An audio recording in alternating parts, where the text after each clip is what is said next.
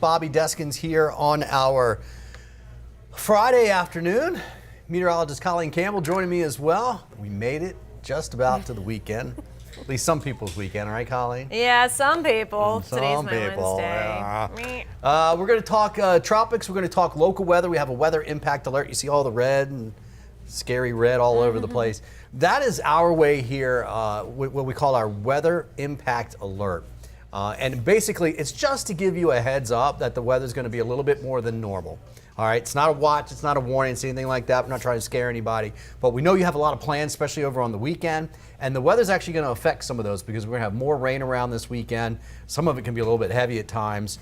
And then we'll kind of get back to normal as we get back into Monday, so we don't have a weather impact alert for that. So we'll go over that. We'll get you all filled in. We're going to start with the tropics now.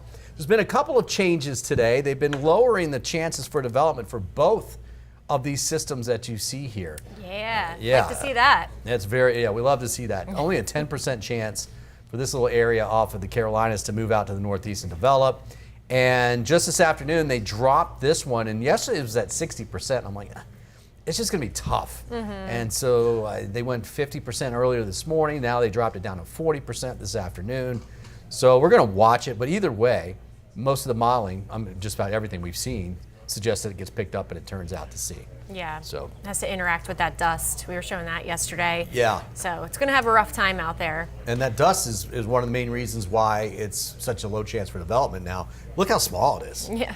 I mean, it's a baby. It's trying. Yeah. I mean, look at that center. That's pretty good, right? Yeah. But you see all of this out here. This is actually, look at the color. That is actually dust, and I mean a ton of dust.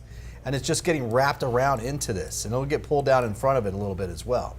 So that is not good for storms, and that makes it hard, and that's why it's pretty small. Now, does it get a little bit better? It does. As it's moving up in this direction, some of that dust will eventually fall out, and that's why it has a 40% chance to develop as it gets later.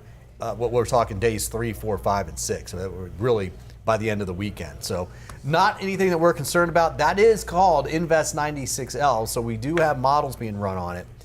And look, this is a change. Yeah, a lot of the models have it dying before it makes its way to Bermuda. Wow. Yeah. So I'm just now seeing this because most of them are going up like this. Right. Something like that. And now they're not even doing that. It just falls apart. Yeah. Wow. Good news. Okay. Cool. Like to see that. Now, Bermuda, think about Bermuda. Bermuda's had Dexter went just to the north of them. And then it went something like this, kind of came off of here. And now they've got the system that we're watching right here, and it's not even going to develop. It's going to go off to the north. And then this one was going to go to the west, and it might even just fall apart before they get there. So they're just kind of sitting ducks out there with this particular pattern. And they've done well, and it looks like they will continue. Hopefully that is the case. Cool. Yeah, earlier, and this is a nice example where, earlier runs had it going, a lot of the models were going right for Bermuda. And then we started to see it really, where it started to recurve, and now this is the latest run here, and it's just fizzling out. So that's some good news. Yeah, look at that. But that's the reason why we always say, when you see these models floating around online and it's, 2 weeks out, I mean, you really have to just take that with a grain of salt, if that, because you can see what happens here when you get closer. And the other side of that is you need to check back often. Right. Right, because what you see on Friday may not be the forecast on Saturday or Sunday, especially Sunday. Yeah. Right. So I was telling folks, because I'm going to get into this next wave we're going to talk about. If you watch this now on Friday, you're going to want to check in on Monday. All right, just to make sure where we're at with it. So let's jump ahead. Let's get to that one right now. This one is. I'm calling it 97 because I think it will get Invest 97L coming out. The Invest number, this is Invest 96, right? Invest just means it's an area that we're watching. The number goes 90 to 99. Okay, this is 96, so the next one up would be 97. I think it'll be this one. And then the L, Invest 96L, stands for Atlantic. All right, and so that's why so you can track these all over the globe. And you would know just by the naming of it that Invest 96L is in the Atlantic, and it's the latest one. This area here is what we're talking about. Pretty good area of thunderstorms that has come off of here. It's starting to weaken just a little bit, but most of the models do something with it. This is the European model. Again, we're watching this area down here. Watch this move westward across towards the Caribbean as we work our way through next week. Now, this is all the way through Sunday afternoon. All right, something in here, okay? The green that you see, the colors, that is all of the moisture, okay? So it's trying to pull up some moisture. The white lines, the thick white lines, that's the pressure area from the European model. And then those thin squiggly ones right there, those are the winds, surface winds from the GFS. So I'm showing you two different models here so you get an idea, like a comparison. All right, so let's go out to the middle of next week. Actually, this is Thursday afternoon. Yeah. All right. You can really see the center of the circulation there. Yeah, from the GFS, right? Right. Yep, and so what she's saying is this area right here, you see that? That is the GFS model saying that it sees a low here, at least a depression, maybe a tropical storm. Either way, we're tracking it, probably has a cone if that were to happen, right? This is the European, it's got a low here as well. Ton of moisture on the north side, that's indicating this thing is organizing, probably a tropical depression or storm at that point, if not a hurricane. This has the potential to be our first hurricane of the season. And on average, that happens on August 11th, right? Today's the 8th.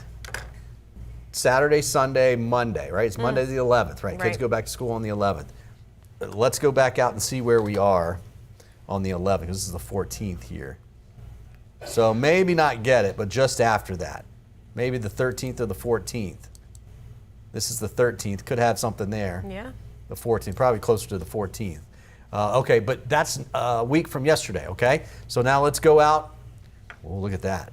Now it's got that look, right?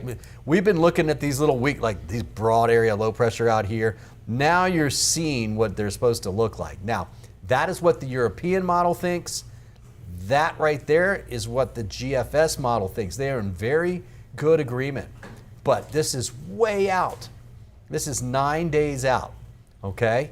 7 to 10, you're getting an idea, but you can't really put a lot of weight into it, but you are getting an idea. 5 to 7 days out, you're starting to really sit up and pay attention. 3 to 5, you're making plans.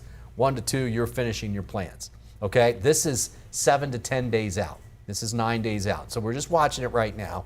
And that's why I said I want you to check back in on Monday if you don't check in over the weekend, because this is going to be, this is going to be something if this happens. Now, this is the extent of the model. It's only going to go out to there.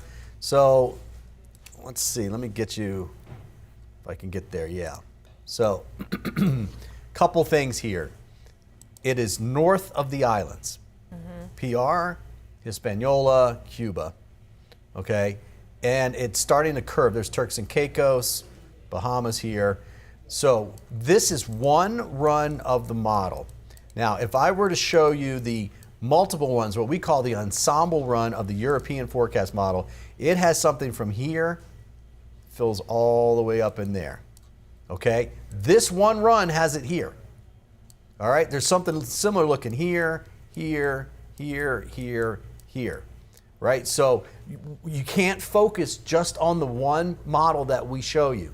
You need to understand that that model, what they'll do is they'll take the main run that I showed you there, and they will say, let's change this a little bit for that one. Let's change this, let's change that. They kind of weight things a little bit more, and then they run it. They run it about 31 times, and then they keep changing little things. Every time they've done that, you get this. You get one here, one here, one here, one here, one here, one here, on top of this one here, right? You're only going to get one of them, but the overall idea is that the model is not sure, okay? It's thinking it could be anywhere from off of New York all the way down to the Turks and Caicos. Okay, and the GFS is very similar. And in fact, most of the modeling suggests that this does some kind of close recurve along the East Coast.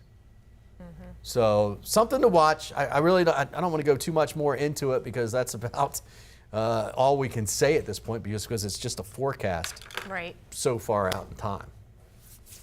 Yeah, no, absolutely. There's one thing to note, though, how much convection, Bobby, is with that system right now when you compare it to Invest 96. Invest 96 is so teeny right now. Yeah. And it's just coming off the coast of Africa, and you were showing all that convection. So it already, has a nice, healthy start. So I wouldn't be surprised if they did tag that, as you were saying earlier, to Invest 97 in the next day or so. And that's kind of what we've been telling our team.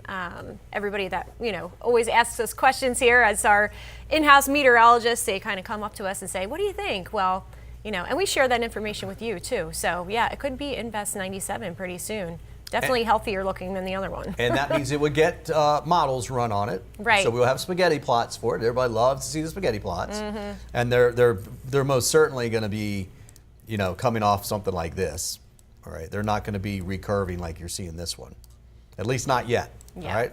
Some of them do. As I mentioned, it looked like a lot of the ensembles were suggesting a little bit of a recurve, but pretty close to the United States. So that one is a long-term one. The bottom line is we'll probably be watching this one as we go through the next week. And I will say, and I'm not going to have the data for it. There are, I think, 2 or 3 other waves out there. Oh yeah. Right? It's like a pinball machine. So Just we're keeps getting that wave machine going, yeah. spitting them out. The African wave train is what it's called, and it's going to start spitting them out. And I think we've got through about the mid 25th, 26th of the month, and then things might start to quiet down just a little bit as the MJO phase starts to shift. But it's certainly going to be a little bit on the busy side.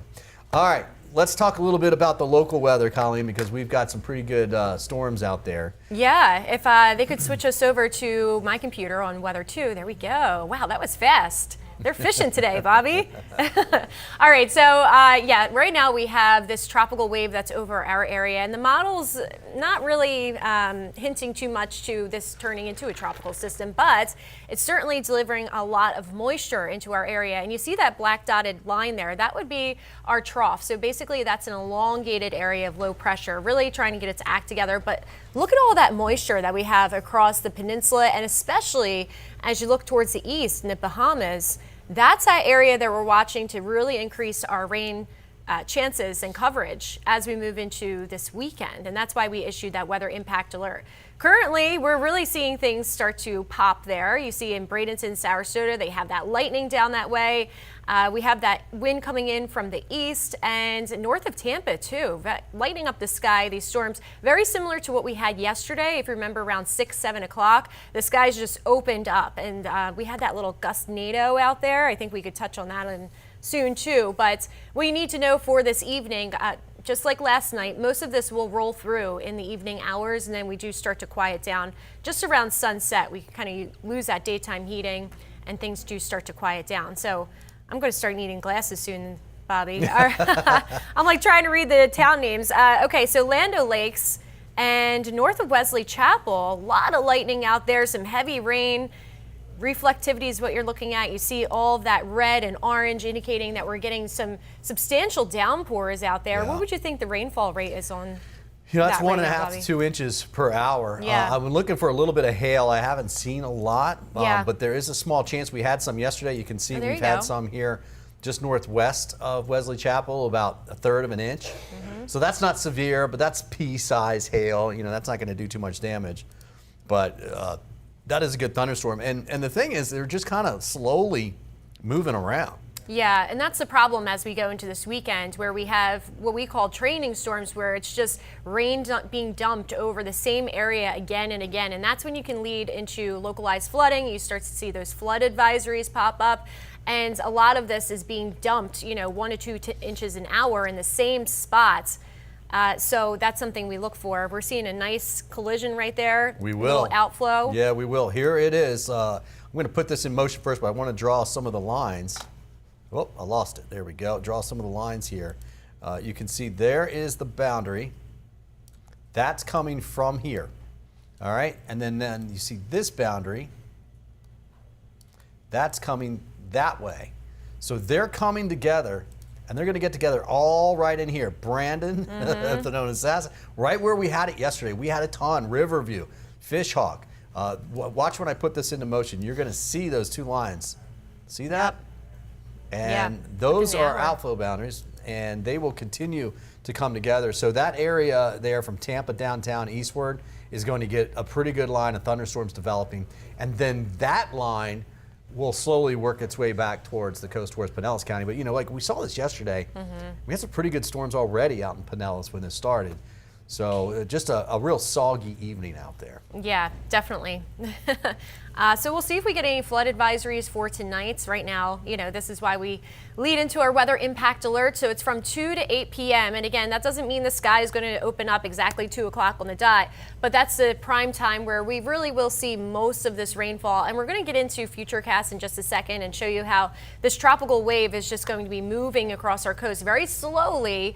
And the problem with that is when we have these slow moving systems dumping all of that rain, that's when we can get those downpours leading to that localized flooding. So what we need you to do for our weather impact alerts, we have the when, which is Friday, Saturday, Sunday from 2 to 8 o'clock.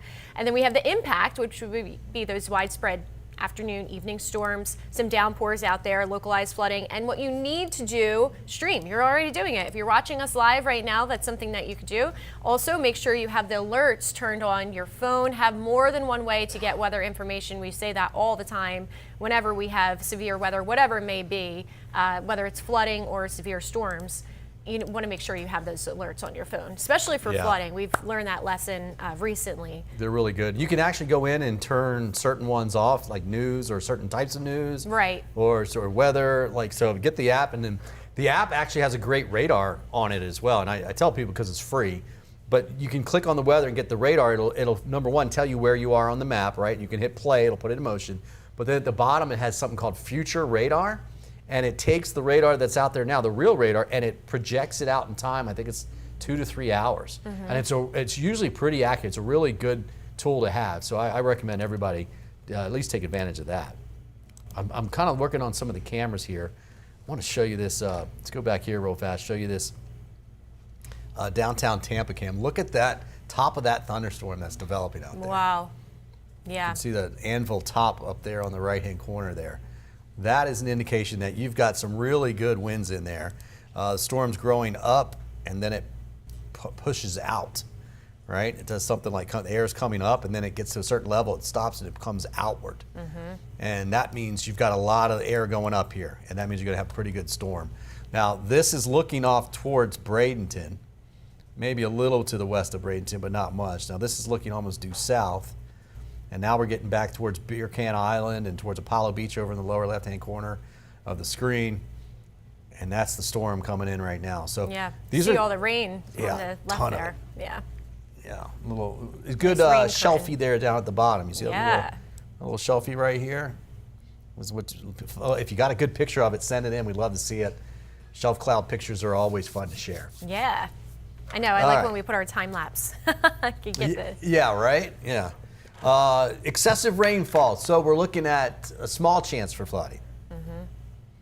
And what do you think? Yeah, this is for today and tomorrow, very similar for that outlined by the Weather Prediction Center on our excessive rainfall. So you see that they highlighted pretty much the northern half of the peninsula, especially along our coast, the Gulf Coast. And then it does kind of extend into the first coast as well for our friends out by Jacksonville.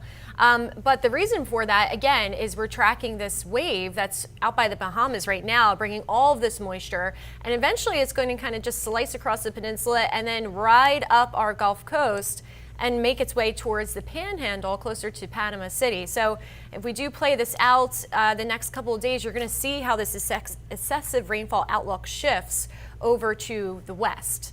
And yeah, so that's that's Saturday. Now we're going into Sunday. Notice that part of the Panhandle is covered a little bit more. And and it's marginal, so it is on the lower side of the excessive rainfall outlook, but it's enough to let you know that we'll have more rainfall than usual. Yeah, if you're watching right now, I would go to my Facebook page, Bobby Deskins Weather, and tell me what you think is a higher risk. I'm going to use my hands. Marginal or slight? Which to you seems worse? Like if I told you we had a marginal risk for severe weather or a slight risk for severe weather, which one do you think is worse? And I will explain that later. Because that just drives me nuts. Yeah, I know. The words are, I feel like the contours are a little bit easier to go towards. You see yellow, start to be on alert, red, you're like, whoa, pink. But even with the green, I mean, even though it's a low risk for excessive rainfall, it still means that we will have more than what we usually see for our rainy season here. Yeah. So I just realized we have the numbers on there. Because I was going to say, Oh. you can clearly see that marginal is less well. than slight, because we put numbers, a 1 out of a 5, a 1 out of a 4, I should say, a 2 out of a 4, a 3 out of a 4, a 4 out of a 4. And I do that because the words are so subjective. Right. Marginal to you may mean something different to me, versus, especially when you're saying marginal versus slight. Yeah. But this comes from NOAA and the National Weather Service. They do a ton of social engineering information. Like they do research all the time to try and figure out what can they do to make people at home understand and heed the warnings more so. So the social science investigation that they do is just huge. So obviously with social media, because pictures are going around, they're trying to describe the rankings, right? Slight, marginal, high risk, whatever it is. And then people just don't understand. People are like, how come there wasn't a siren? Right. And then we've had watches, we've had 3 days out, we're showing this, and then a tornado hits and somebody says it just came right out of the blue. We had no idea there was going to be a tornado. Right. It's like, how can we get people to understand? And so the Weather Service does a lot of that. And for the life of me, the marginal versus slight that they use a couple times, I still don't get it. Yeah, well, and that's where we come into play too, because that's kind of how our weather impact alert branding was born. And when we first came out with that, we were like, okay, how do we tell viewers, because it rains every day here in Florida, Yeah, right. How do we tell people this is more than usual? So that's why we have these weather impact alerts, and we really break it down and make sure our messaging is clear, because we want you guys to still take the warnings seriously, but or the alert seriously, we should say.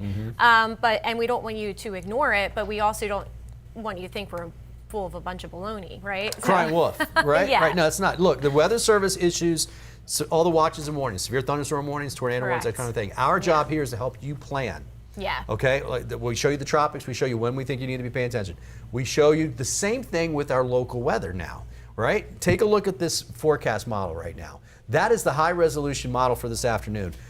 You should probably have a heads up that there's going to be a lot of rain around out there today. And that's the mechanism we do that is with weather impact alert, just to say that it's a little bit different than normal. All right, so there's a look at it as we get into tonight around 9 o'clock. So between really now and 9 p.m., we'll have our best chance for the showers and storms, and then it just gets to light rain and falls apart pretty quickly.